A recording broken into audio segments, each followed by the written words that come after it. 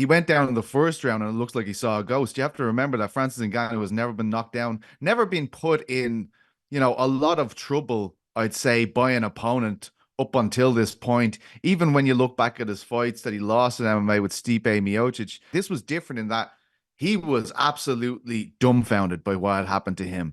And honestly, I was watching the broadcast and the commentators were like, yeah, he looks comfortable. I didn't think he looked comfortable. Maybe outside of the first 10 seconds of that fight. He Mhm. was biting on every feint that Anthony Joshua threw his way. He was constantly twitching.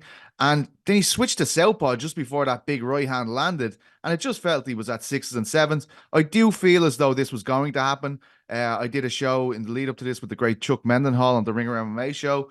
And we just felt like what happened against Fury was so unlikely. To have this guy in his boxing debut come away from a meeting with the greatest boxer on earth at the moment with people saying, I think he won. It just didn't feel like it could happen again. But of course, we'd never hoped to see Francis as brutally knocked out as that. I keep on hearing this narrative, oh, but he won. He's already won. But I think that's a cop out. He's been brutally knocked out in boxing.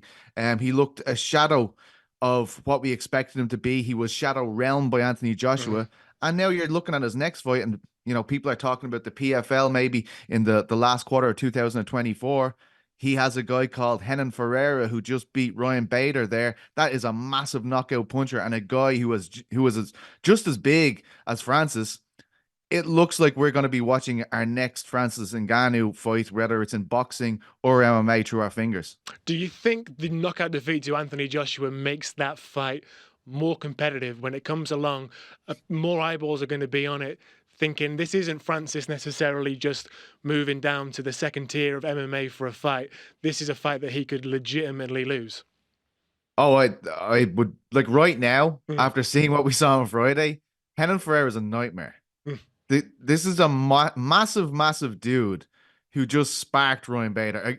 Ryan Bader was the light heavyweight and heavyweight champion of Bellator, and it looked like his little brother when they were facing off. Yeah. This guy is an absolute unit. It's the last kind of dude you want to be fighting if you're Francis Ngannou. Of course, we're going to have some distance between these two fights. Let's not forget that Francis Ngannou was the lineal and unified UFC heavyweight champion before all of this boxing adventure took place. We have an incredible amount of admiration for him in the sport because he went up against the UFC and he won.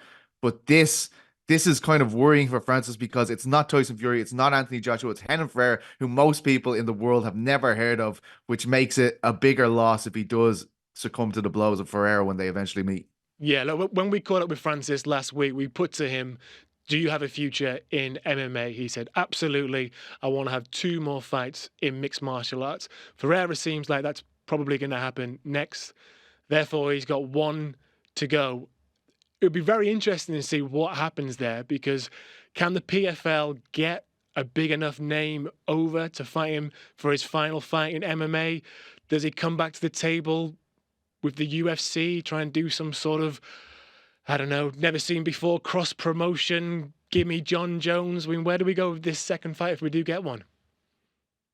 Look, obviously, like I think we do a thing on the Ringer MMA show with Ariel Lowani and Chuck Mendenhall where at the start of every year we pick like what is the dream fight in this year. This is the first year we haven't picked Francis Ngannou for John Jones because they're not in the same promotion.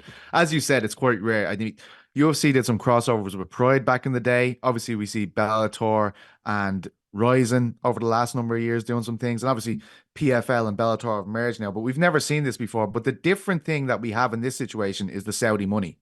And one thing we know about Dana White and the UFC is they are willing to do some things if it means they're going to get a lot of money for it.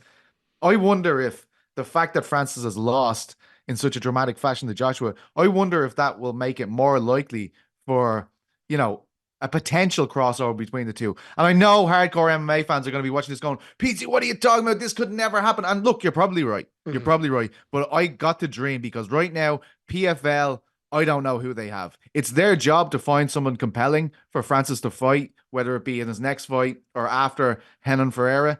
Right now, they do not have that. Without the knockout of Ryan Bader, I don't think we would have been excited about this fight at all for Henan Ferreira. So it's on the PFL to do something.